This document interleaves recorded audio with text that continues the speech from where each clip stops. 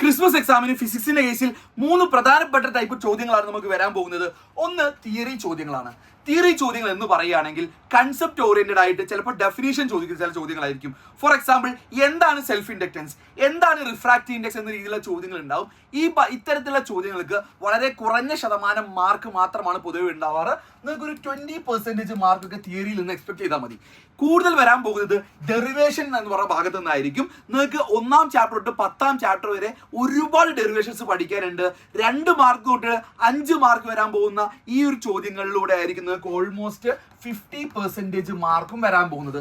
ഇനി ന്യൂമറിക്കൽസ് പഠിക്കണമെന്ന് വെച്ചാൽ തീർച്ചയായും പഠിക്കണം. പുതിയ പാറ്റേൺസ് പ്രകാരം ബാക്കി പെർസെൻറ്റേജ് നിങ്ങൾക്ക് ന്യൂമറിക്കൽസിന്റെ മേലായിരിക്കും.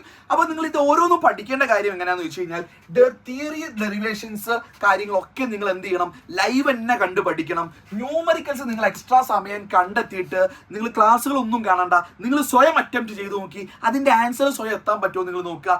കാൽക്കുലേറ്റർ യൂസ് ചെയ്യേണ്ട കാര്യം കൂടി ഇതിൽ പ്രത്യേകം നിങ്ങൾ ശ്രദ്ധിക്കുക. കാൽക്കുലേറ്റർ ആദ്യമായി എക്സാമുകളിൽ നിങ്ങൾ ഉപയോഗിക്കാൻ പോകുകയാണെങ്കിൽ നിങ്ങൾക്ക് അതിൽ പണി കിട്ടാനും പോകുന്നുണ്ട്.